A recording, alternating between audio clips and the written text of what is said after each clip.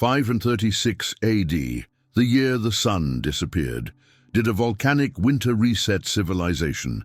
In the year 536, the world fell into shadow.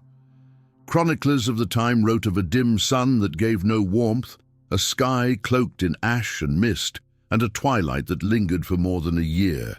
In Constantinople, the historian Procopius described a sun that shone without brightness, like the moon. Across Ireland, monks recorded summers so cold and wet that crops failed. In China, chronicles told of frosts in midsummer and strange coloured skies that lingered above the empire. For 18 months, the world seemed locked beneath a veil of darkness, and humanity faced what modern scholars call the worst year to be alive. Imagine waking each morning under a pale and ghostly light, as if the sun itself had been drained of its fire. The air heavy with haze, the harvest spoiled by cold, the hunger spreading across kingdoms. Imagine watching empires stumble, economies collapse, and people search for answers in religion, prophecy, and fear. In every corner of the known world, witnesses ask the same question: had the heavens turned against humanity? But what truly happened in 536? Was it the wrath of the gods, a cosmic punishment, or something far more earthly, yet no less catastrophic? Modern science has uncovered volcanic glass trapped in ice, clues pointing to cataclysmic eruptions that darkened the sky. Some scholars even suggest fragments of a comet entered Earth's atmosphere, scattering dust and fire across continents. Whatever the cause, the event reset the course of civilizations, triggering famine, plague, and collapse that would shape the medieval world. This is not just the story of a bad harvest or a cold winter. It is the story of a world plunged into crisis, a year when the sun disappeared and survival itself was uncertain, a year that marked the beginning of a long period of instability known as the Late Antique Little Ice Age, and perhaps the year that pushed human history into an entirely new path. In this documentary, we will uncover the evidence behind the mystery of 536, exploring ancient testimonies, scientific discoveries, and the ripple effects that followed.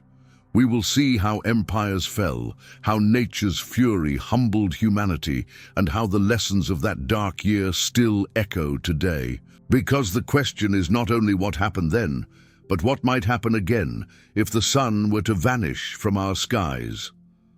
So, travel with us back to the year the world dimmed, when history's path was rewritten by fire, ash, and shadow.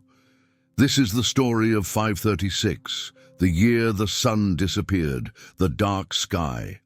The year 536 entered history not through monuments or conquests, but through silence, shadows, and fear. Across continents, chroniclers recorded the same haunting phenomenon. The sun dimmed, as if veiled by an invisible hand. Its light was pale, its warmth absent, and for months it seemed as though day had been replaced by a twilight that never lifted. To the people of late antiquity, it was not only unsettling, it was apocalyptic. In Constantinople, the Byzantine historian Procopius, who served as a secretary to the general Belisarius, wrote that during this year a most dread portent took place. For the sun gave forth its light without brightness, like the moon, during the whole year. To his eyes, it was as though the heavens themselves had lost their fire. The day was dim even at noon, and the city lived under a perpetual haze. For people accustomed to using the sun to measure time, to mark seasons, and to guide harvests, the sudden weakening of its power was nothing short of terrifying. Thousands of miles away, Irish annals recorded strange seasons where the sun's strength seemed drained. A failure of bread in the year 536, reads the Annals of Ulster, pointing to harvests ruined by relentless cold and damp. Farmers who had once depended on predictable cycles of planting and reaping now watched their fields rot, their crops stunted by frost and shrouded in mist. Hunger began to creep into villages that had once thrived. In China, too, court historians documented unusual skies. Summer frosts destroyed crops, and snow was reported in provinces where it should never have fallen. Strange colors were observed in the heavens, an eerie glow that may have been caused by fine volcanic dust scattering sunlight in the atmosphere. To the people of the Tang dynasty, the altered skies were more than a curiosity. They were omens, warnings that the mandate of heaven itself might have been revoked. And these were not isolated accounts. From the Mediterranean to the Middle East, from Europe to Asia, echoes of the same phenomenon resound. A sky that refused to brighten, a sun robbed of its strength, an atmosphere heavy with haze. The scale of the event was global. Something had happened powerful enough to dim the sun across the world. For the people living through it, explanations were as varied as their cultures. In Christendom, many saw it as a sign of divine displeasure, punishment for sins that demanded penance. In the pagan fringes of Europe, some whispered that Ragnarok, the twilight of the gods, had begun. In Asia, imperial astrologers warned emperors of heaven's anger, reading the dim skies as portents of dynastic collapse. Everywhere, the disappearance of the sun struck at the deepest fears of humanity, the fear that the very order of the cosmos had been broken. But what was it like to experience a year of half-light? Imagine waking at dawn to find the sun weak, its rays unable to cut through the haze. At midday, the streets and fields were still cloaked in shadows, animals confused, crops wilting. The air felt heavy, strange, unnatural. Candles burned earlier, lamps stayed lit longer, and the rhythm of life itself faltered. To live in 536 was to feel that the world had slipped out of balance, and fear grew with each passing season. As the days refused to brighten, suspicions spread. Was it sorcery, the anger of gods, the work of unseen enemies? Rumors traveled faster than facts, and in a world already fractured by wars and rivalries, the sun's dimming became one more source of division, fear, and unrest. Even those who sought rational explanations were overwhelmed. Scholars tried to measure the haze. Astrologers recalculated calendars. Priests offered sacrifices and prayers. Yet nothing restored the sun's brilliance. For 18 months, the world remained cloaked, forcing humanity to accept what seemed unthinkable, that the natural order itself had shifted, and that survival would now mean enduring hunger, cold, and uncertainty. Centuries later, scientists would point to evidence locked in ice cores, volcanic particles, microscopic shards of glass ejected from cataclysmic eruptions. But for those alive in 536, science was no comfort. Theirs was a world of dim skies, barren fields, and growing dread. Each sunset promised only another day of twilight, another day of wondering whether the sun would ever truly return.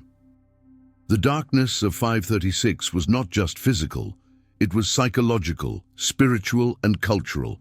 It stripped away the sense of certainty that civilizations depended on, and in that vacuum of fear, new questions began to arise. If the sun itself could falter, what else might collapse?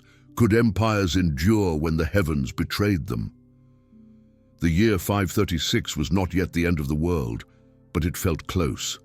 And as the haze thickened, the stage was set for catastrophe far greater than dim skies. For famine followed quickly in the darkness, and with famine came the unraveling of societies already weakened by fear, famine and collapse. Darkness alone might have unsettled the world, but when the dim skies stretched on for months, a new terror emerged: famine. Agriculture had always depended on the predictable rhythm of seasons, seed time, growth, and harvest. But in 536, that rhythm shattered. With the sun veiled, the earth chilled. Crops failed not in isolated fields but across entire regions, leaving millions vulnerable to hunger. In the Byzantine Empire, farmers watched their grain wither before ripening. The empire's strength had always rested on its ability to feed its vast population. But now storehouses emptied and markets fell silent. Grain shipments dwindled, prices soared, and bread became a luxury instead of a staple. Hunger gnawed at peasants and nobles alike. Though the poor suffered most, their lives reduced to desperate searches for scraps. In the north, Ireland and Britain endured cold summers marked by relentless rains and frost. The annals describe a failure of bread that lingered for years, not just in 536, but through the following decade.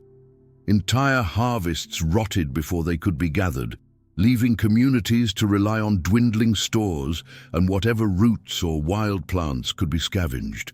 Malnutrition spread, weakening bodies and spirits alike. In Scandinavia, the consequences were even more severe. Archaeologists have uncovered evidence of mass abandonment of farms around this time, suggesting entire villages collapsed when food could no longer be grown. Livestock died, seeds failed, and populations shrank. Some scholars argue that the Norse legends of Fimbul winter, the great unending winter that precedes Ragnarok, may have been inspired by memories of this disaster. For the people of the north, it truly seemed as though the end of the world had arrived. Across the Mediterranean, in Italy, Spain, and North Africa, the story was the same. Olives withered on their branches, vineyards produced almost nothing, and wheat harvests came up short. Famines sparked unrest in towns and cities. Families fled rural areas, hoping to find food in larger settlements, but those cities too were struggling. Crowds gathered at churches and temples, demanding divine intervention. Priests prayed, emperors decreed, but the heavens remained dim. In the east, the crisis reached into China, where frost and drought struck provinces that should have been fertile. Reports of famine and social unrest multiplied. The delicate balance of dynasties depended on their ability to ensure food for their people, and when that failed, trust in rulers eroded. For peasants who depended on rice and millet, hunger was not abstract. It was immediate, painful, and often deadly. Hunger reshaped societies in countless ways. Families broke apart as parents abandoned children they could not feed. Migration increased as communities left barren lands, searching for regions less affected. Traders shifted routes, carrying whatever food could be spared, though most hoarded their supplies or sold them at exorbitant prices. Desperation fueled violence, raids on granaries, riots in cities, and conflicts between neighbors once bound by trust. And with hunger came disease. Malnutrition weakened immune systems, making populations vulnerable to outbreaks that spread rapidly in overcrowded, desperate communities. Famine was never just the absence of food. It was the beginning of a chain reaction of suffering. Children grew stunted, the elderly perished, and those who survived carried scars of trauma. The collapse of agriculture also struck at the heart of political authority. Rulers who had promised stability found themselves unable to provide even the basics of survival. In Constantinople, whispers spread that the emperor had lost heaven's favor. In rural Europe, kings and chieftains faced revolts from starving subjects. In Asia, dynasties faltered as their legitimacy eroded in the face of empty granaries.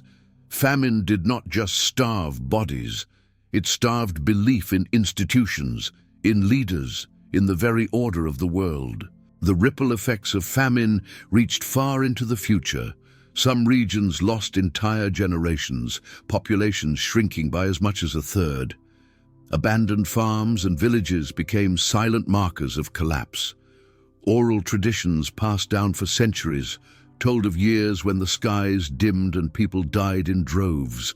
The memory of 536 lingered long after the hunger ended, etched into folklore, myth, and history as a warning of nature's power. Yet, famine alone was not the final blow. Hunger weakened societies, but it also opened the door to greater devastation. For when bodies were frail, immune defenses collapsed, and populations gathered in crowded cities, a new specter emerged: disease. Out of the darkness of 536 and the famine it unleashed came one of history's deadliest pandemics, the Plague of Justinian. The Plague of Justinian. Famine weakened bodies, darkness broke spirits. But it was disease that turned a crisis into a catastrophe. By the year 541, just 5 years after the dimming of the sun, the Mediterranean world was struck by an invisible enemy that would kill tens of millions, the Plague of Justinian. The Byzantine Empire, centered in Constantinople, had only just begun to recover from the food shortages and economic turmoil of the 530s when the first cases appeared. At first, it seemed like an ordinary fever, a cruel but familiar visitor. Then the symptoms became unmistakable. Victims developed painful swellings, buboes beneath their arms and in their groins. High fevers left them delirious, unable to eat, unable to move. Within days, many were dead. The disease spread with terrifying speed, carried by fleas riding on black rats that thrived in the grain stores and docks of the empire's greatest city. Procopius, the same historian who had described the darkened sun, now recorded the horrors of the plague. He wrote of streets littered with corpses, of families abandoning their dead for fear of infection, of entire neighborhoods silenced. At the height of the outbreak, thousands perished each day in Constantinople alone. Bodies piled faster than they could be buried, mass graves filled, and desperate measures were taken to dispose of the dead. The air reeked of decay, and the city fell into panic. This was not a disaster confined to Byzantium. From Egypt to Italy, from Syria to Gaul, the plague spread relentlessly, following the trade routes of the empire. Merchant ships carried it from port to port, and armies unknowingly carried it to new provinces. In just a few years, the plague had swept across the Mediterranean world, cutting down peasants and emperors alike. Modern scholars estimate that as much as 1/3 of the population of the empire may have perished. The Emperor Justinian himself contracted the disease, though he miraculously survived. His survival did not restore confidence, however. Many believed the plague was divine punishment, a judgment against an empire that had already been struck by famine, darkness, and war. Others whispered that sorcery or demons were at work. Fear spread as quickly as the disease itself. The economic consequences were staggering. Fields went untilled because there were no farmers left. Armies lost soldiers not in battle, but to pestilence. Cities shrank, trade faltered, and tax revenues collapsed. The empire's ambitious projects, grand churches, campaigns of conquest, plans to restore Rome's lost glory were suddenly unsustainable. The plague did not simply kill individuals, it crippled the structures of power, but the devastation was not limited to Byzantium. In Persia, in North Africa, in Europe, the same patterns repeated: swelling death tolls, collapsing economies, weakened armies. Across the Old World, the plague erased entire communities. Archaeological evidence suggests villages in Europe and the Near East were abandoned entirely, their fields reclaimed by nature. The psychological impact was just as profound. Survivors lived in fear of the next wave, uncertain whether the sun would return to brightness, whether the harvests would recover, whether the plague would strike again. And it did. The Plague of Justinian returned in cycles for over 2 centuries, reappearing again and again, a grim reminder of the fragility of human life in the face of invisible forces. Historians now see the Plague of Justinian as one of the key events that reshaped the course of the late antique world. It weakened the Byzantine Empire at a critical moment, limiting its ability to resist external enemies. Some scholars argue that without the plague, Byzantium might have reconquered more of the old Roman West, creating a very different Europe. Instead, the empire faltered, and new powers rose in its shadow. For modern science, the cause of the plague is no mystery. DNA evidence recovered from ancient skeletons confirms that it was Yersinia pestis, the same bacterium responsible for the later Black Death of the Middle Ages. but for those who lived through it, no explanation could soften the terror. To them, the dimmed sun, the failed crops, and the sudden plague were part of a single story, a world unraveling. The famine of 536 had already left societies fragile, their people weakened and desperate. The plague finished what hunger had begun. Entire generations were erased. The balance of empires shifted, and the echoes of this catastrophe would shape the centuries to come. Yet the great question remained: what had caused the chain of disasters that began with the vanishing sun? If plague and famine were consequences, what was the source? What force of nature, or perhaps the cosmos, had unleashed this age of suffering? Volcanic clues. For centuries, the mystery of 536 lingered in chronicles, myths, and scattered memories of a world plunged into shadow. Historians preserved the testimony of a dimmed sun, but explanations remained elusive. To the people who endured it, the cause was divine wrath or cosmic punishment. For later generations, it was a riddle. But in the modern age, science began to unlock the truth, and the trail of evidence pointed not to the heavens, but to the earth itself. The first clues came not from parchment or legend, but from the frozen vaults of Greenland and Antarctica. Deep beneath the ice, scientists drilled cores that contained a record of Earth's atmosphere stretching back thousands of years. In the layers corresponding to 536, researchers found something remarkable: microscopic shards of volcanic glass preserved in ice like time capsules. These were not random particles. They were chemical fingerprints, evidence of a massive eruption that had spewed ash and aerosols into the upper atmosphere. Such eruptions have the power to darken skies across continents. When a volcano explodes with enough force, it injects sulfur dioxide high into the stratosphere.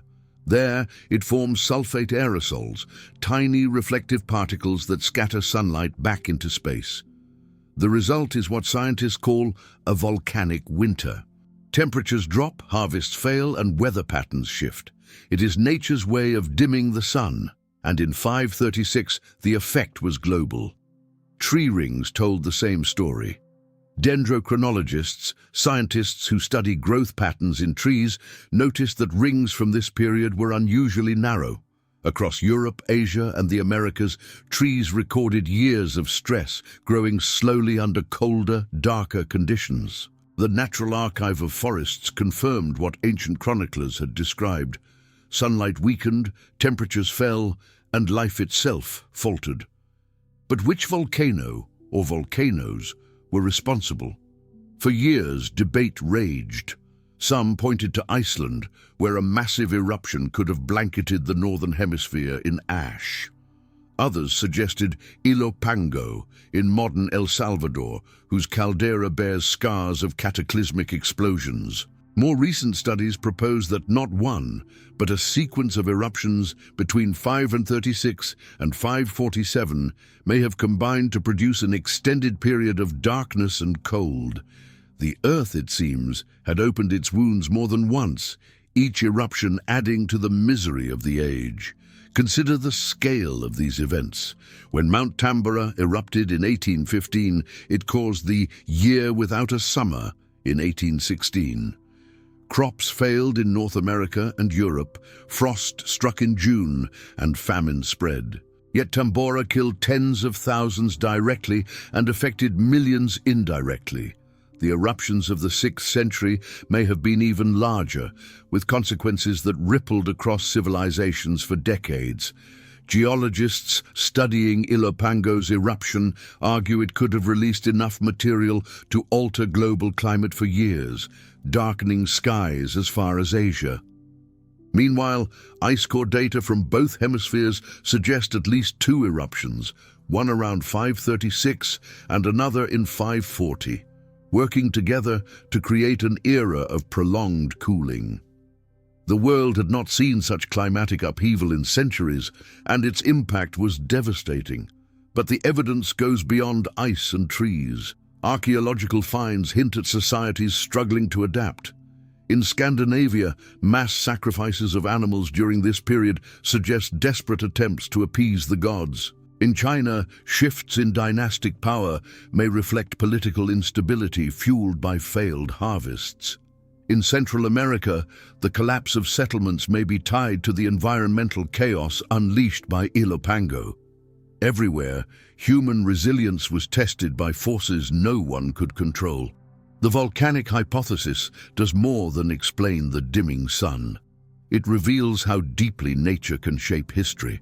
A single eruption, or a chain of them, was enough to dim the light of civilizations, to weaken empires, and to push the world into an age of upheaval.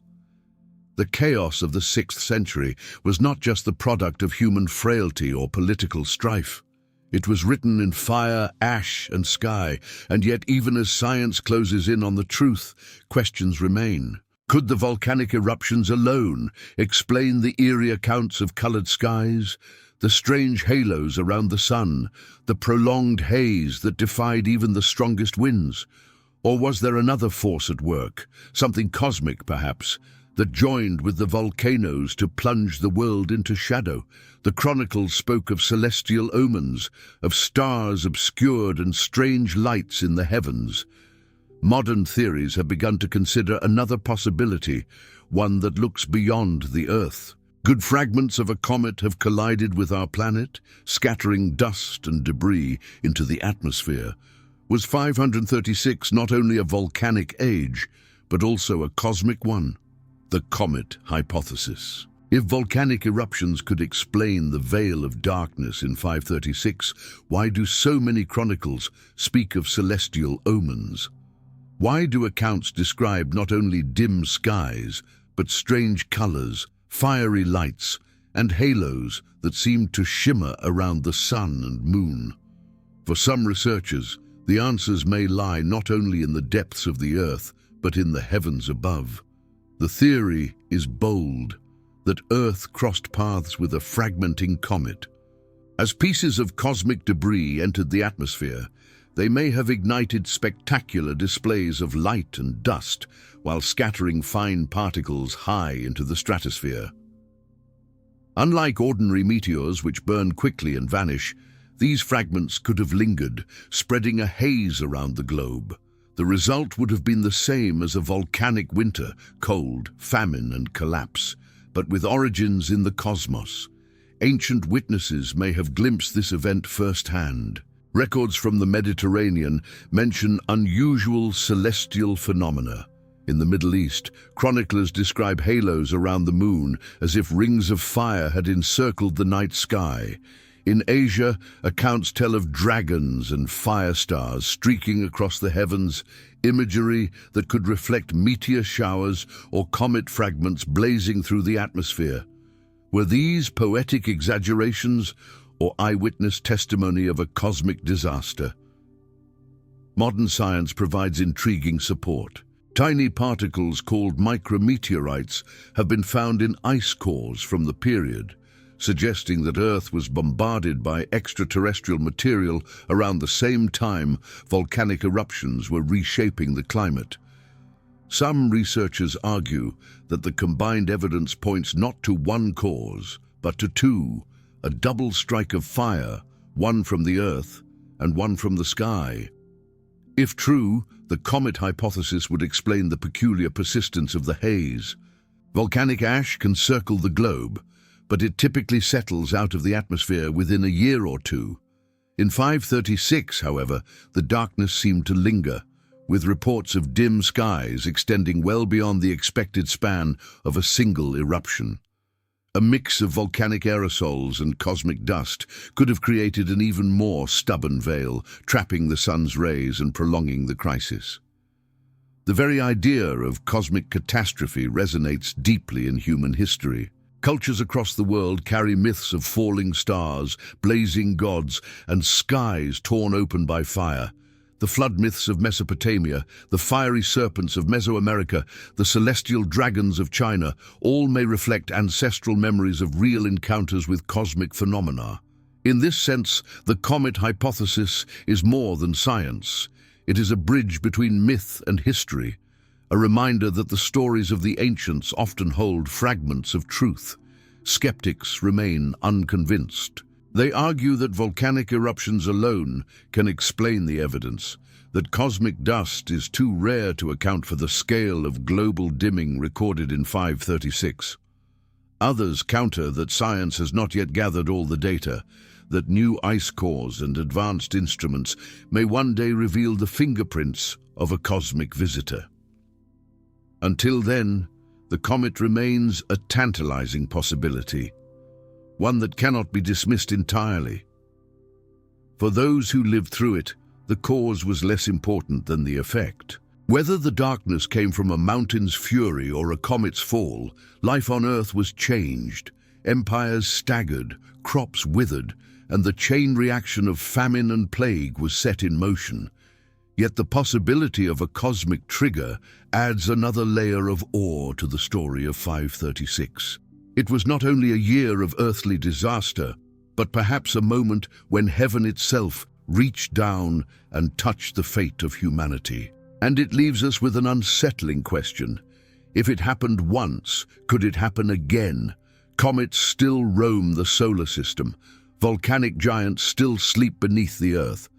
The world of 536 reminds us that civilization rests on fragile foundations, foundations that can be shaken by forces beyond our control.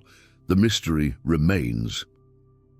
Was 536 the product of volcanoes, comets, or both? Either way, the consequences were undeniable. The darkness set in motion a cascade of events that would topple empires and reshape the course of the medieval world. And the story was far from over. For out of this chaos came transformation, political, cultural, and even spiritual, the collapse of empires. The darkened skies of 536 were not just a natural disaster, they were a turning point in human history, a force that altered the balance of power across continents.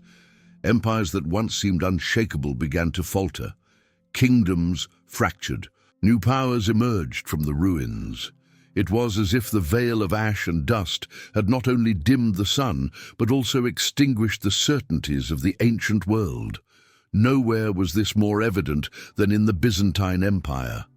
Once the eastern half of Rome's legacy, Byzantium had weathered wars, rebellions, and famines before. But the sequence of disasters that followed 536 struck at its very core. The empire's strength rested on agriculture, trade, and its ability to feed a vast population. Darkness ruined harvests. Famine eroded trust. The Plague of Justinian, which arrived just a few years later, decimated the workforce, the army, and the economy. Justinian's grand dream to restore the old Roman Empire by reconquering the West was cut short. His armies, which had marched triumphantly into Italy and North Africa, now struggled to find men and supplies.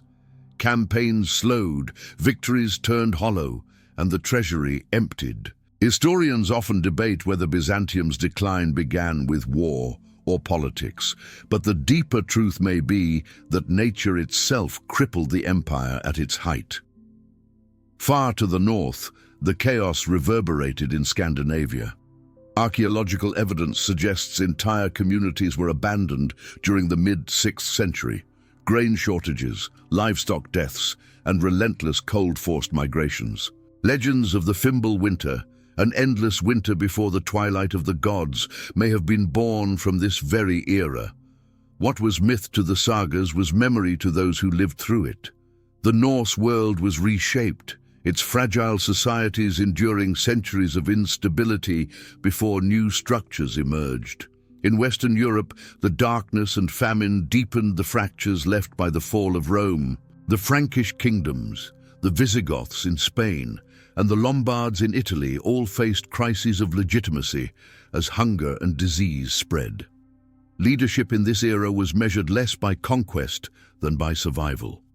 Kings and warlords who could not provide food quickly lost followers, and power shifted unpredictably. What had once been the Roman world dissolved further into a patchwork of struggling realms. In the Middle East and Persia, the Sasanian Empire was also weakened. Border conflicts with Byzantium dragged on, but famine and plague made sustained war nearly impossible. The great confrontation between the two empires, which had defined the politics of the Near East, was undermined by forces neither side could control.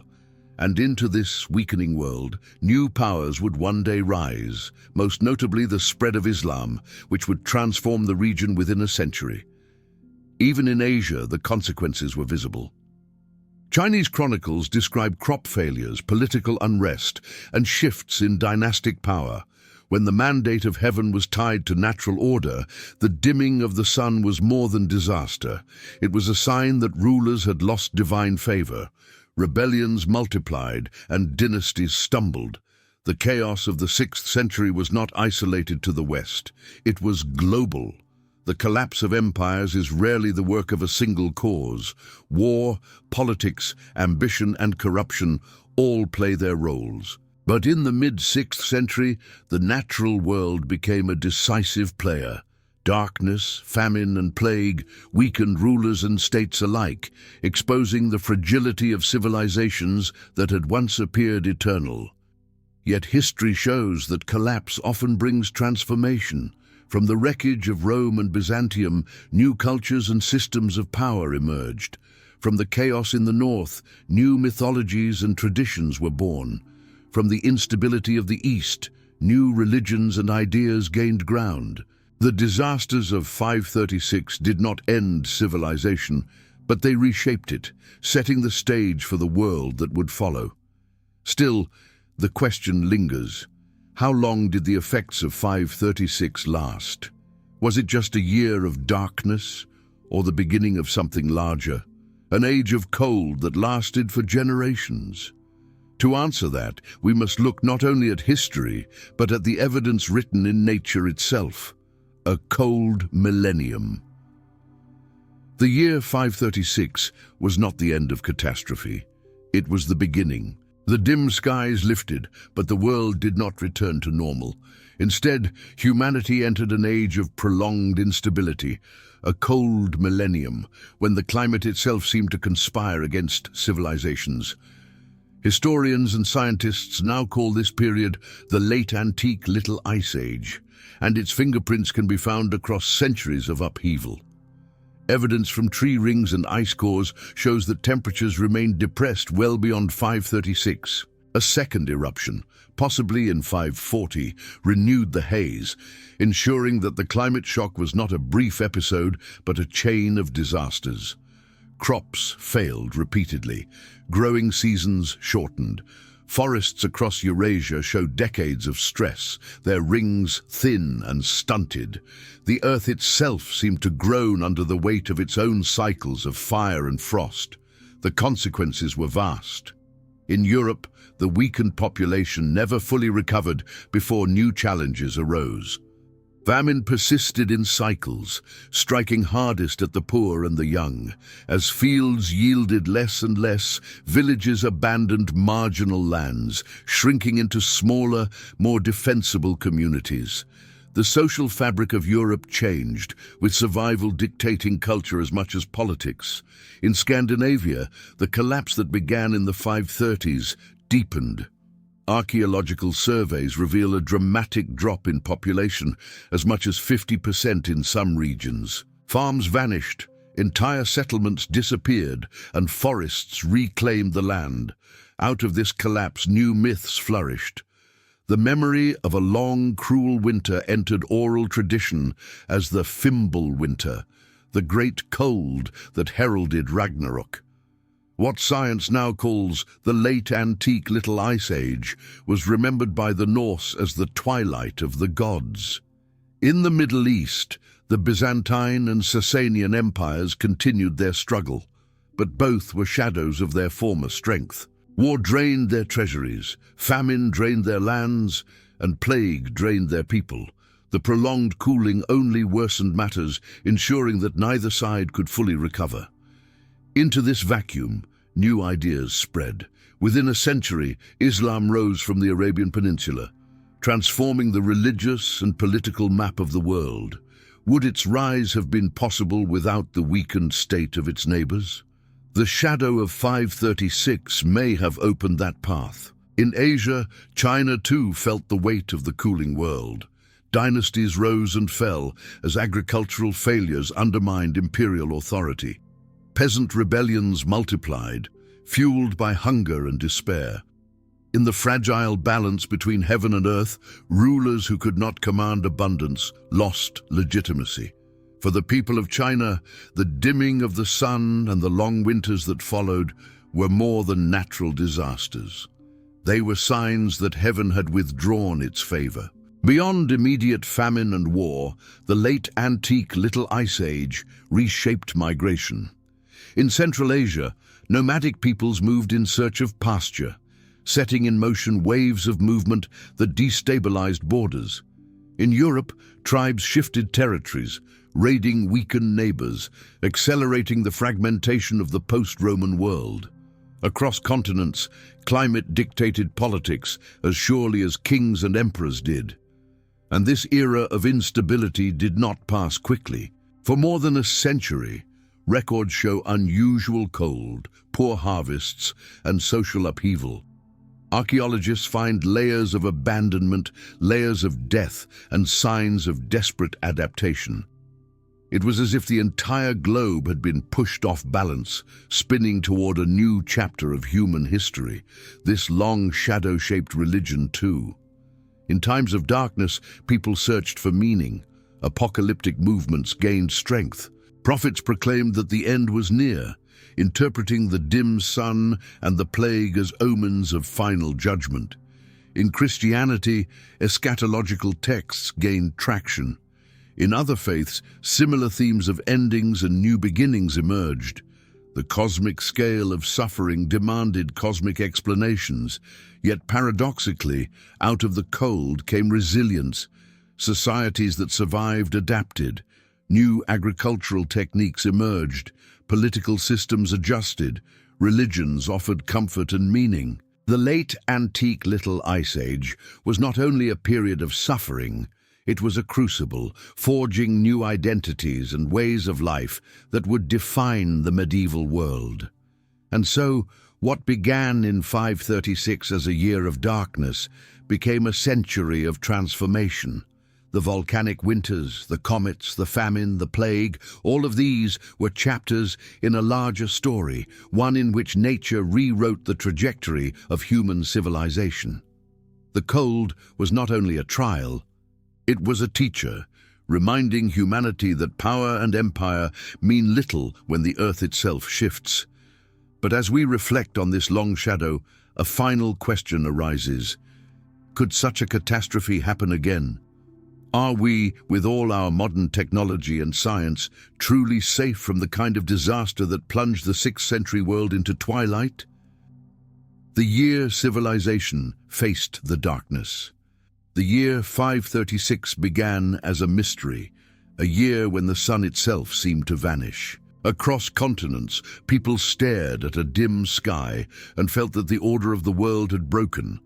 Darkness lingered, harvests failed, famine spread, and disease followed. Empires faltered, societies shrank, and myth and religion sought to make sense of what science could not yet explain. For centuries, historians could only wonder, was it divine wrath? Cosmic punishment? Today, ice cores and tree rings reveal volcanic fingerprints. Some scientists see the shadow of comets scattering cosmic dust across the sky. Perhaps it was both, a convergence of earth and heaven unleashing catastrophe together. What matters most is not which force prevailed, but the reality that nature, in a matter of months, reshaped the destiny of civilizations. From Byzantium to Scandinavia, from Persia to China, no region escaped untouched. The Plague of Justinian erased millions, famine silenced villages, cold rewrote economies and cultures. Out of the suffering myths of endless winters, stories of dragons in the sky, and visions of judgment were born. And yet, out of collapse came transformation. Old empires gave way to new powers. Faith deepened. Human ingenuity adapted.